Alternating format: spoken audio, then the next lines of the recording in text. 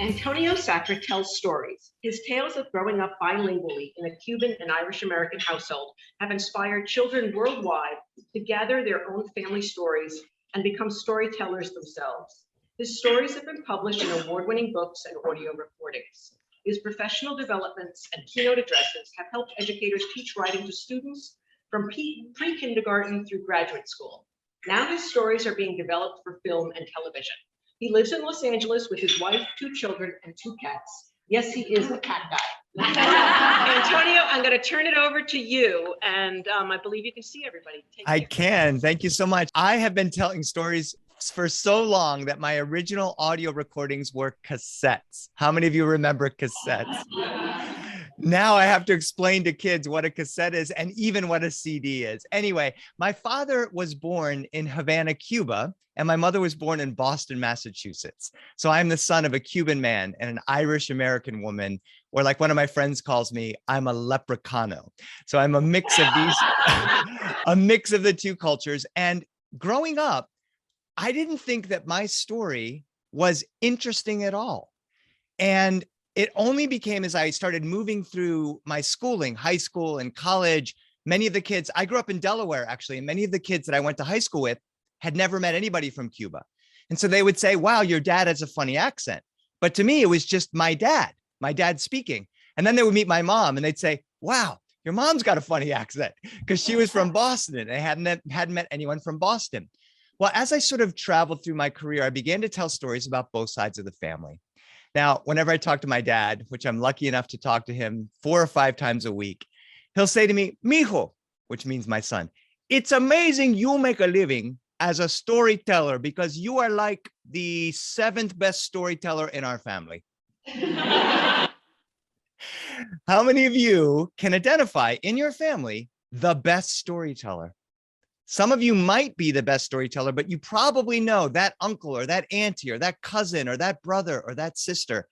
And so one of the things I've had to deal with in my own life is, what am I doing telling stories when I'm not even the best storyteller in my family? And one way that I've gotten over this sort of shyness around that is to think, well, my own family, the people that are in my family are unique to me. So it's probably not very common that many of you have a Cuban father or an Irish American mother. But when I start to tell about these people, it helps you think about your own people. So what I want to do today is I want to share with you one of my favorite stories to tell at this time of the year. But as I'm telling it, I want you to start thinking of your own stories that you can share in your classrooms on Monday. Some of you are in the classrooms. I know Mrs. Caldwell told me that some of you are retired. There's all different kinds of teachers that are here at the fellows. But I do want you to think of your own stories. And I also want to think about how you can help your students think of themselves as storytellers. So like Renee and I talk about, I'm going to start with this story. My father's family, when they came from Cuba, they went to Miami, Florida. And after a couple of years and a long story, my dad met my mom. And some of the early excitement they had was about the cultural differences. And a lot of the early fights they had were about the cultural differences. My mom was very upset when my dad didn't prepare anything for Thanksgiving. Of course, in Cuba, they don't celebrate Thanksgiving. He was very upset with my mom when she didn't celebrate su Día de Santo, his saint day. A lot of Cubans celebrate if they're named after a saint, which many of the people I know from Cuba are. We celebrate our saint day even more than our own birthday.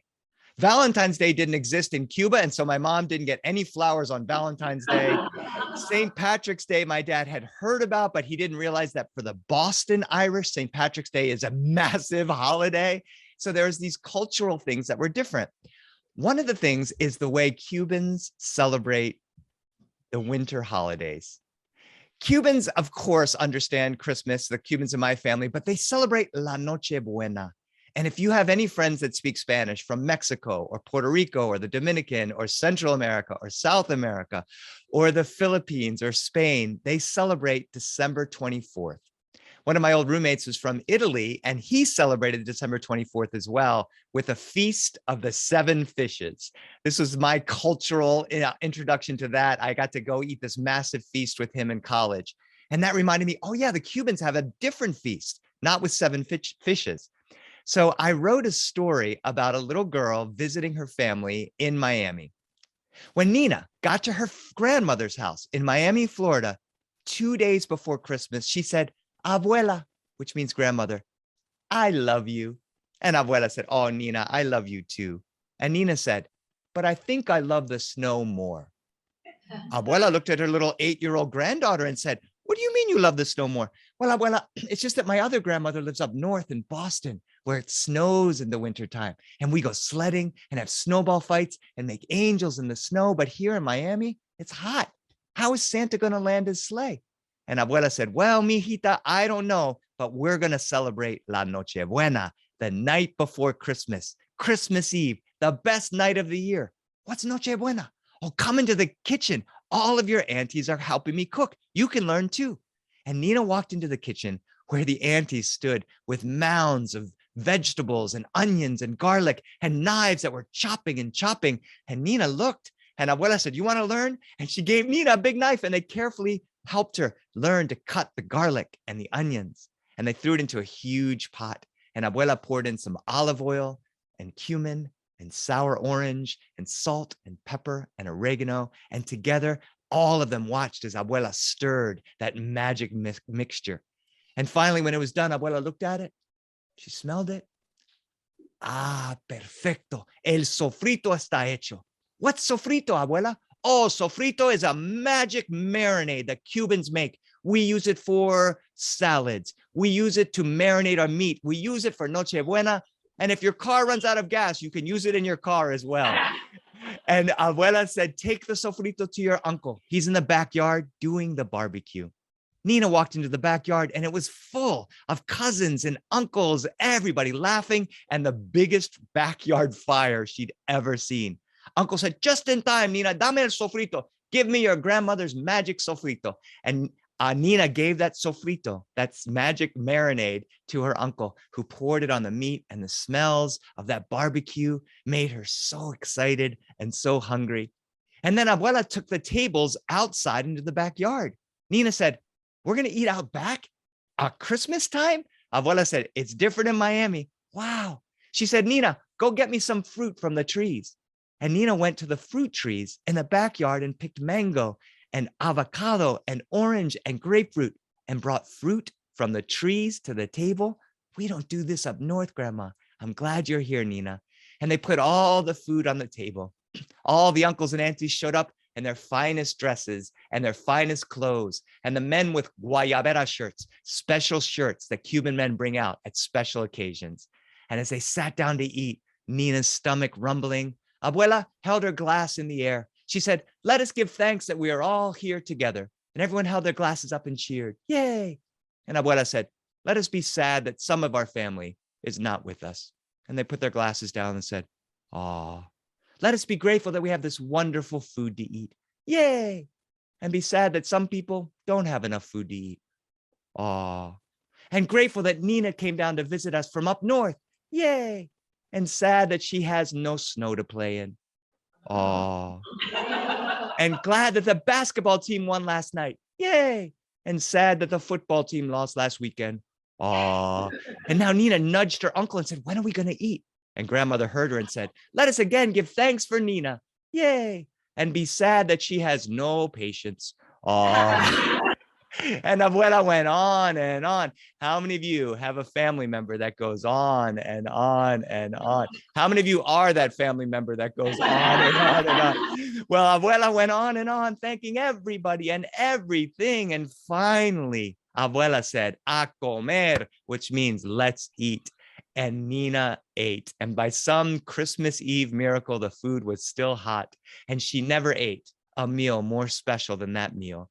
And after the meal, Uncle put a record on the record player. How many of you remember records on record players? And the uncle began to teach Nina how to dance salsa and cumbia and merengue. And when they were done dancing, it was 3 o'clock in the morning.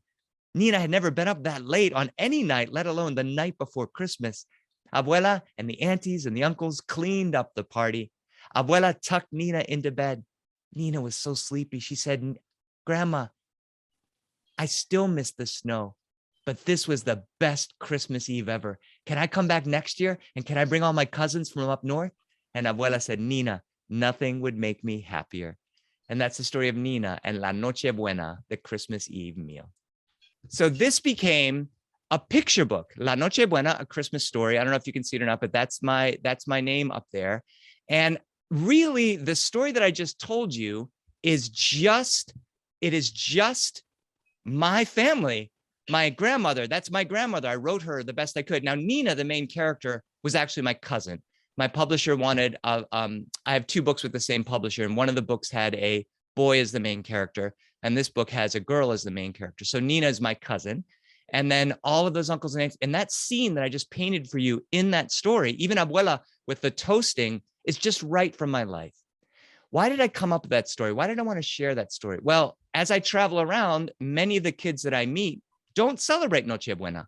So this is a little bit of a clue into my culture, my family. And then also a lot of the kids do celebrate Noche Buena. And they say, oh no, that's not how it goes. It goes like this. You don't have sofrito, you have something else. We do cilantro, we do whatever it is. So when I share that story, it gets kids, and I just shared it at the UCLA lab school. I work at a school here. I do a weekly residency at the lab school on the campus of UCLA, where I help the kids write their own stories. And the way I do it is exactly what I just did. I tell a story and I ask them to think. We're in the middle of Hanukkah now, and there's many of the kids who say, oh, we don't celebrate Noche Buena, but we celebrate Hanukkah and Kwanzaa and Posadas and all of the different celebrations we have around this time of year and all the different things. So what I do with the kids is I just want them, this is how I do it. I just say, okay, the stories I tell are about people I know and places I've been. How many of you know somebody? How many of you know 2 bodies? How many of you know more than 2 bodies? And the kids are all, yeah, of course, of course. One of the things that I'm going to ask you to just consider in the next 2 weeks, I think you probably have 2 weeks of school, those of you who are in the classroom. What happens if every day in a transition time between, if you're teaching younger kids from rug time to the desk time, or from group work to back to the desk, or if you're teaching older kids, what happens if you introduce your students to just one of the people from your family as you are moving from one to another? That best storyteller in your family, that crazy aunt who had something happen when she was younger, whatever it is, I want you to consider the power of your own stories that you have, that you sort of inhabit, or that you've grown up with forever. There's a little girl in the school that I was working at last month. She said, but none of the people in my family are interesting, Mr. Zachary. And I said, I hear what you're saying. And she was only 6 years old. I said, well, you know what? And the teacher was working with the other kids, and I sat with her and I said, well, tell me about some of your family members. And she told me about her dad, who sounded really nice, but not that interesting. And then she told me about her aunt, her mom, and her mom sounded amazing, but not a whole lot there either. And like, I don't know if there's anyone. And she's going through her uncles and her brother and her cousins.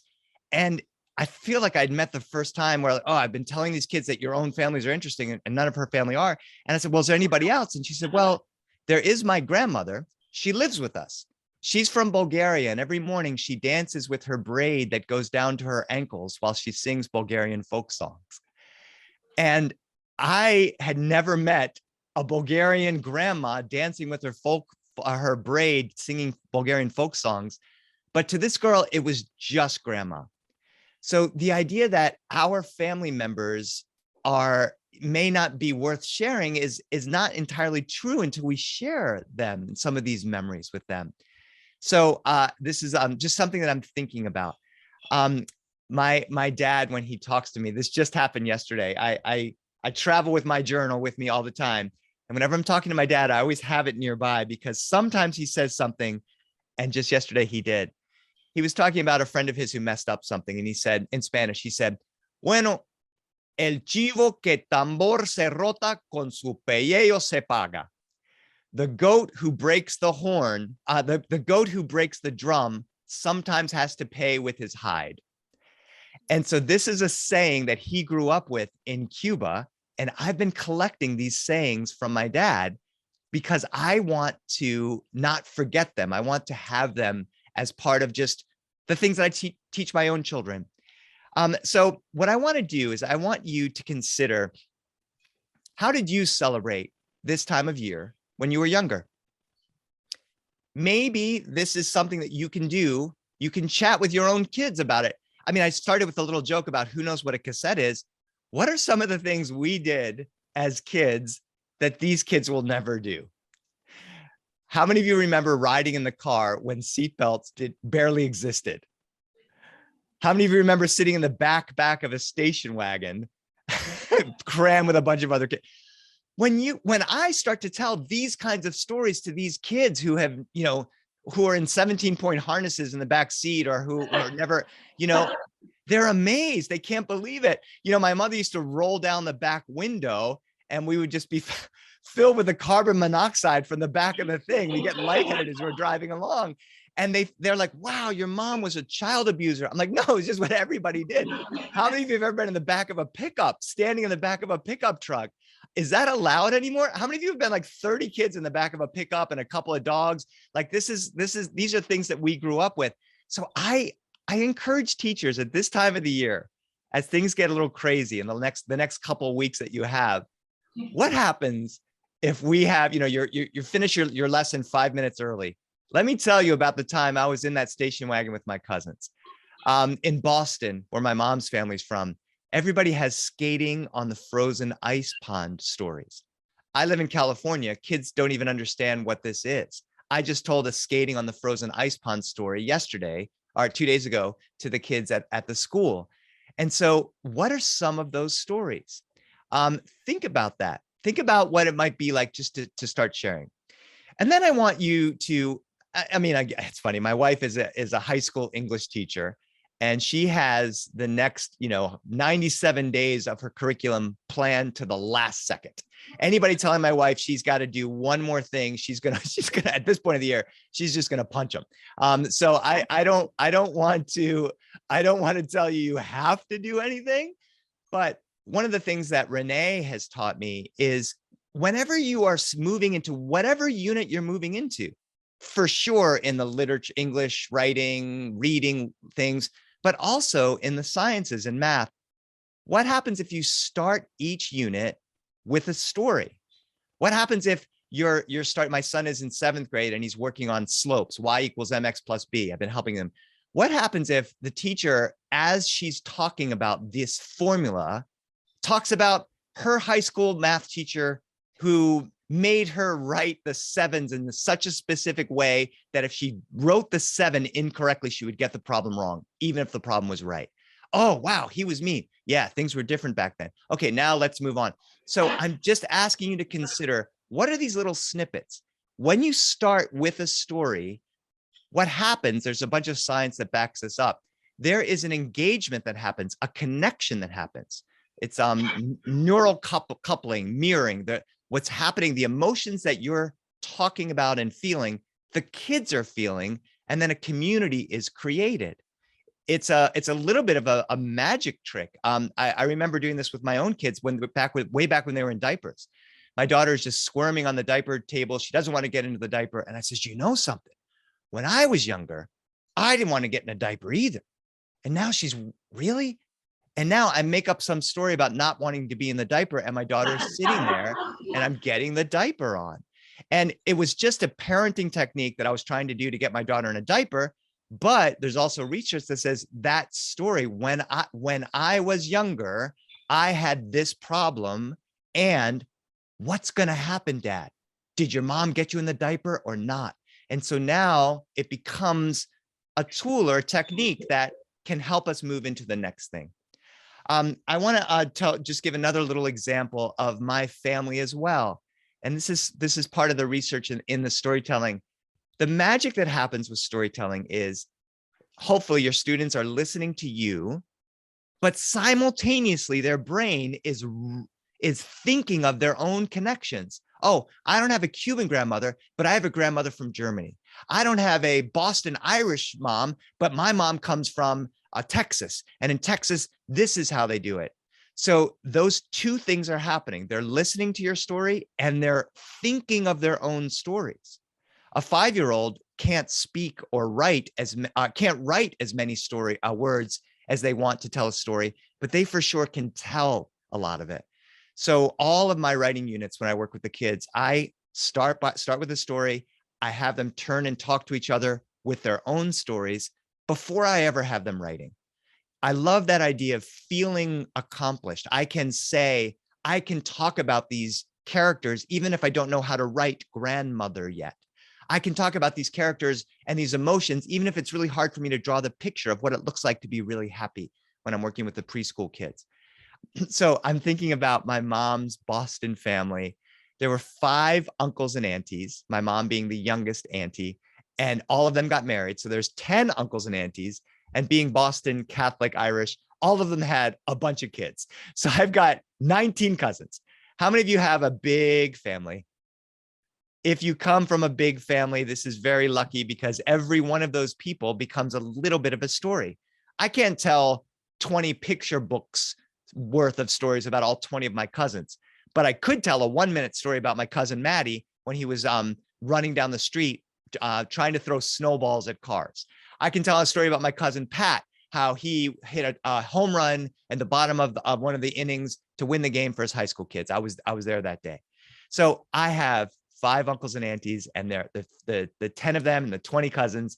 And every Christmas, we would go to Aunt Joan's house just south of Boston, where all of the older uncles and aunties got to sit at the big dining room tables. And all of the younger cousins, of which I'm one, had to sit at little fold-up card tables in the living room. And we'd yell into the dining room, "Hey, when do we get to sit at the big table?" And the youngest Uncle Pat would say, "When you get older." Here's the thing. Everybody gets older. The only way to move up to the big table is for someone to die, which luckily hasn't happened. And so now all of us cousins have little kids who sit on the floor with paper plates on their laps, looking up at us on the card table saying, "When do we get the card tables?" And I say, "When Uncle Pat dies." And Uncle Pat says, "I hear you." And then after eating, we'd cram into that dining room, and all of the uncles and aunties would tell the same old stories. Uncle Tom was a firefighter. He would talk about what it was like running into burning buildings. And Uncle Pat was an elevator repair person, and he found a diamond at the bottom of the elevator shaft. And we said, "Where's the diamond?" He says, "Oh, I can't show it to you. It's too big." Did he really find it? Did he not? Nobody knows. Uncle Mike had a crazy dent on his head. And his voice was all crazy because he says, "What?" And his brothers and sisters can translate. Uncle Mike is saying he didn't wear a helmet when he was younger, and he got an accident, a bike accident. That's why he's all like, oh. And Uncle Mike is, and he just grumble at us the whole time while the uncles and aunties would translate for us. And then we would go outside and have the biggest snowball fight in the world. And then back into the house for Aunt Joan's magic mud pie. She made this ice cream cake concoction that was in a big tin, but not a massive tin. And somehow she would dig into it and she would feed all 10 uncles and aunties, all 20 cousins, all of our kids. And there was still pie left over in the tin for seconds. How did it happen? Did she have a second tin in the freezer? I don't know, but she never ran out of mud pie. As I'm telling you these stories, how many of you are thinking of your own family traditions, your own cousins, your own uncles and aunties, your own special dishes? What's the magic dessert you had? It wasn't mud pie. It was something else. If you take a chance and just begin to just share some of these memories with your kids over the next couple of weeks, and I say kids, I mean your kids in school and your own children, the own people you have in your life. If you don't have children, you have nephews and nieces. What happens if you begin to share some of these stories? One of the things that happen is you are helping those children learn how to read. That listening connection helps them in their reading. There's research that backs that up as well.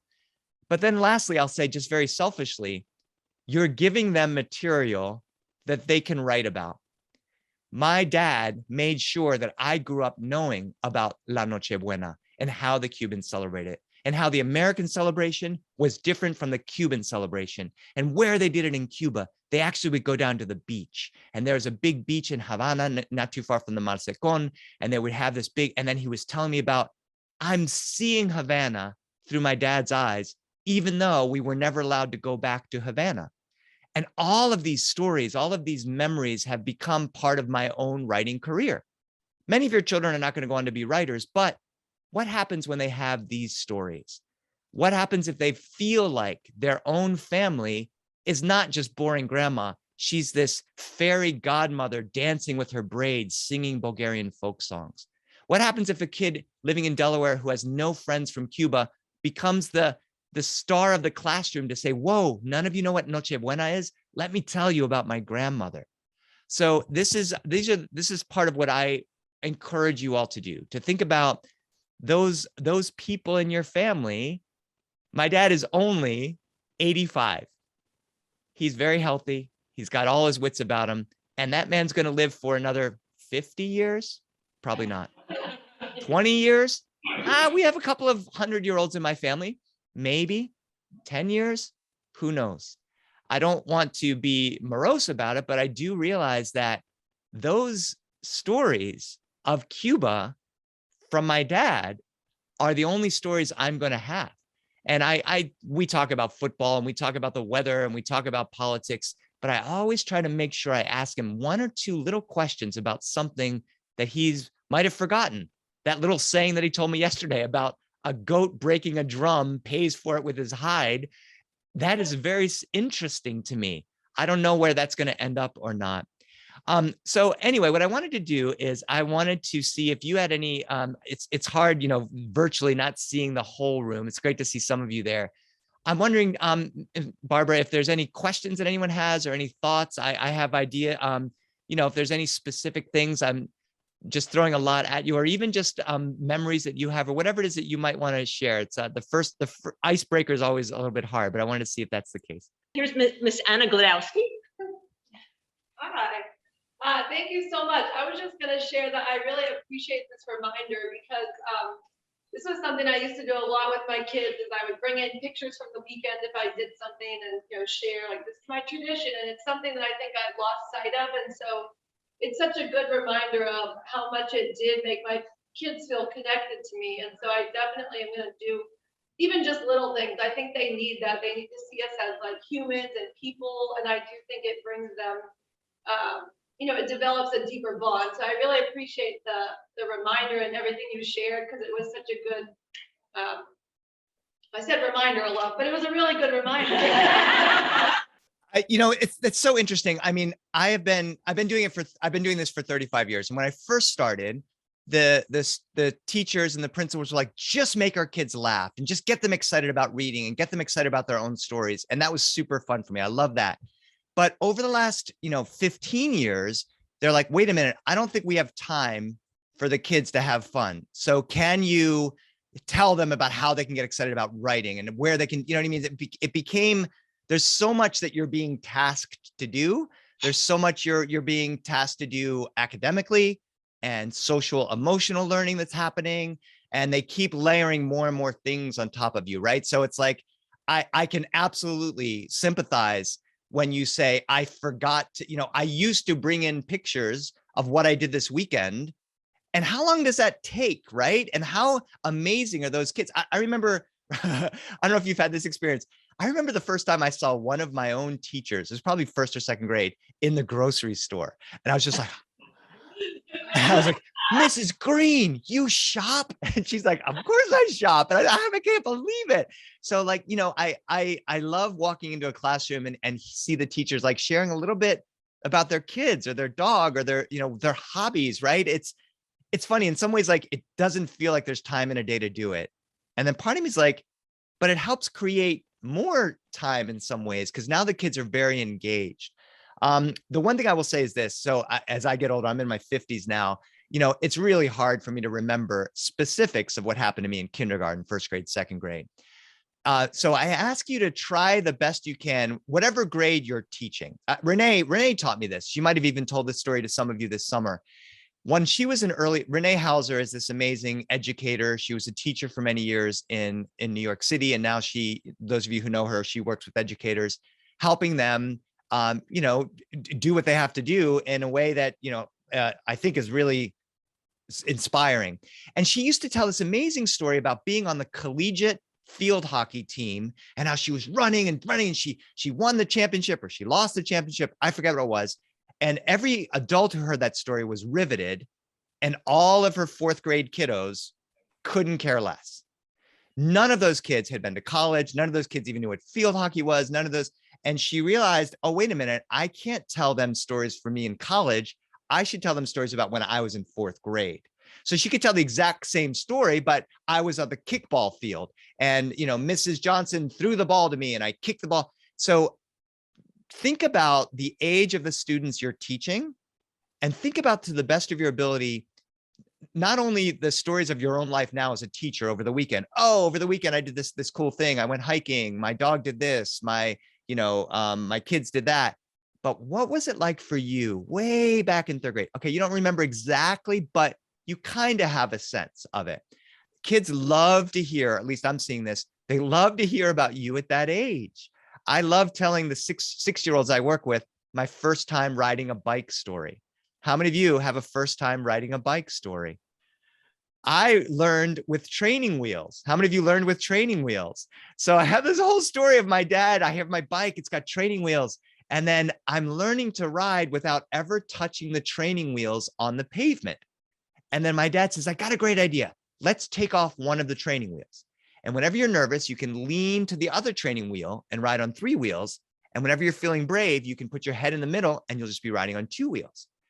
And for about 3 or 4 days, I could ride on 2 wheels, knowing I had the safety blanket of that 3rd wheel. Well, one day I woke up and I go to my bike and the training wheel's gone. I said, Dad, where's the training wheel? And he says, I don't know where the training wheel went. He just threw it away. I'm like, Dad, I can't ride without the training wheel. He says, you don't need it. I said, I do need it. So he held onto the back of the seat. How many of you have this memory? Somebody holding on the back of the seat, and I'm riding, and he's behind me and we're chatting. He's like, Mijo, someday you're going to be ready. And I'm like, I know, Dad, I think I'm going to be ready pretty soon. Maybe next week or the week after that. I don't know, but it's pretty good that you're holding onto my seat right now. Right, Dad? Dad, he was waiting. He let go blocks before I'm riding, and I learned to ride by myself. So, I shared that story, and the kids all have their stories. Now, when I work with younger kids, a lot of times they have the exact same story. Yeah, I had training wheels and my dad took it off, and they're just sort of mimicking the same story. At younger ages, that's appropriate. But anyway, Anna, thank you for sharing that. It's true. There's great power in just it's funny, like I don't know, the kids are super interested. You probably know this, in your own personal lives, what you drive, where you go, what you eat, who you hang out with, and whatever's appropriate or to share, you can consider that and just see what happens. Other thoughts or questions or connections? Hi. I teach high school. Well, I used to teach high school. Now I'm in a leadership position. But when I taught high school, the biggest and best thing I could ever do to tell stories to my children was to bring in my husband. They loved my husband. He had on gold jewelry, he had on gold bracelets, gold watch, necklace. He was always dressed really dapper, and they always related to him as Mrs. Scott's Mac Daddy.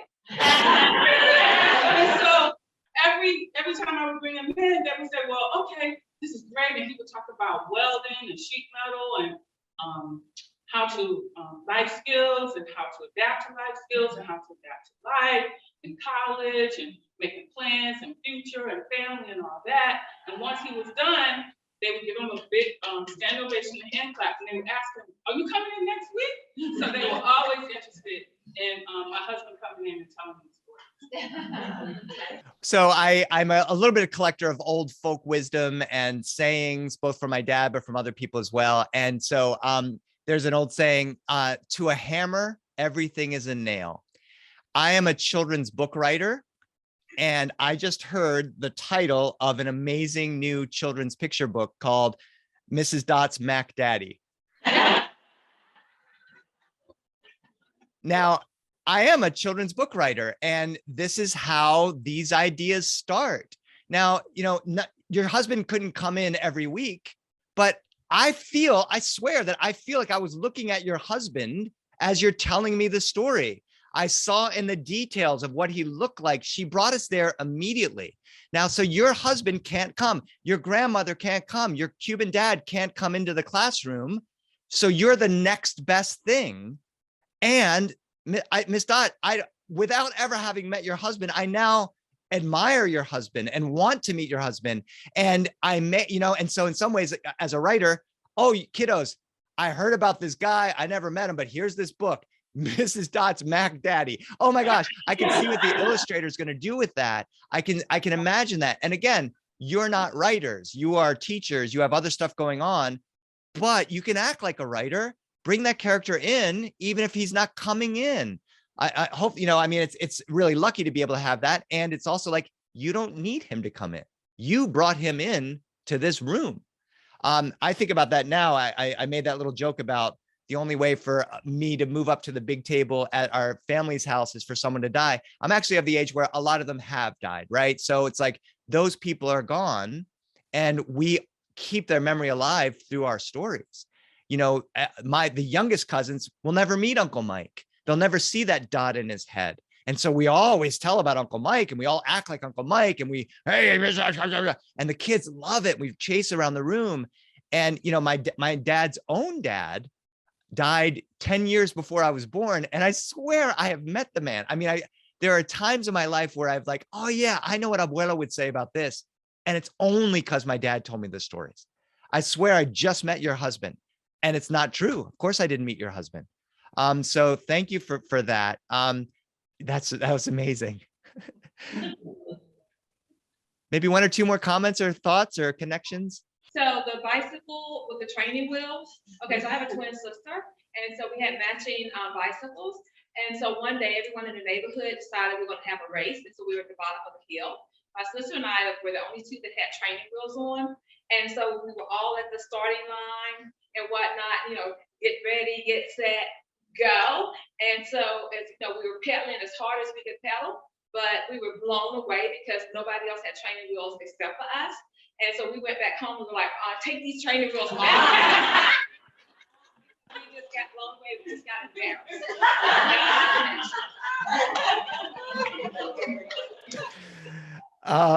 And again, it's just, I don't know what it is. There's a shortcut of storytelling. Again, all of a sudden, I am absolutely there with you. I just met your sister. That's amazing. I don't know if you're a teacher or what grade you teach. Do your students know that story? It took you a minute to tell that story. What happens if you share that story with them, right? And and it's back to what we said. And again, back to the thing about this. I mean, again, I don't know. I see picture books everywhere. How many of you would buy that picture book, right? Like I feel like that's that.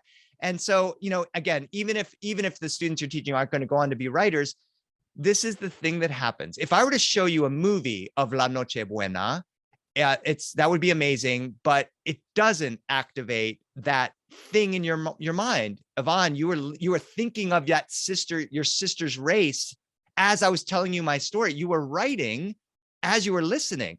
And this is brain gymnastics. Your brain is super fit. It's an amazing exercise to be listening and writing at the same time and now speaking it. And if you were to sit down and write that story, it's just like, oh my God, my brain it's getting so strong.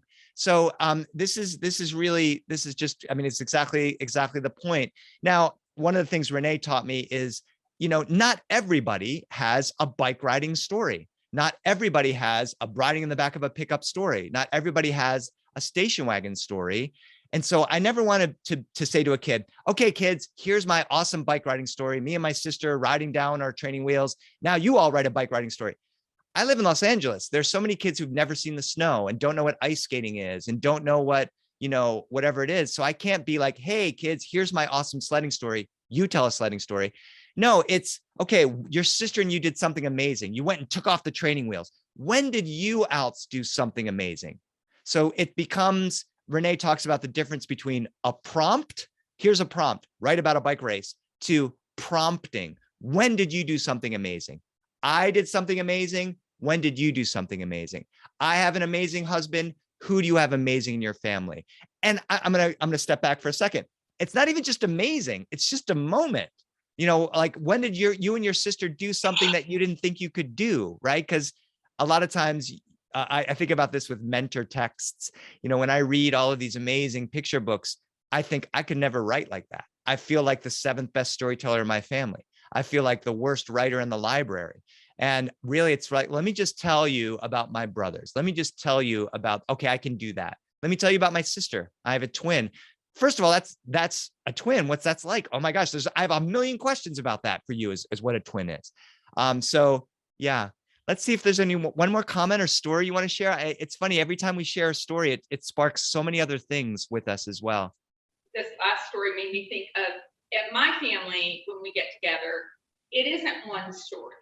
Like, I tell a story, but my brother and my sister immediately have their own story of the true story of the story that I just told. I got it all wrong, and here, let me tell you it. And that is especially important when I'm telling it in front of my children, because they want to be clear that I'm wrong and they're right. And so the idea of that collective story, when my children experience that story together, they aren't just hearing my story, but they hear my story, and Aunt Leslie's story, and Uncle Russ's story, and it kind of becomes this new thing because we're collectively telling that story and arguing over it, and you see the dynamics of our relationship together too, which becomes a story in and of itself. So true. I mean, again, back to like this shortcut, the shortest distance between two people is a story. Renee found that quote somewhere. I don't know who that person is. So I mean, the second she talked about how her brother or sister jump in and say, this is how it really happened, we all laughed because we have that exact same thing, right? So this is really amazing. It just made me think about something though. So we have our sort of family sort of culture, and we were, you know, privileged to see a little snapshot of what her family was like. What is the classroom culture?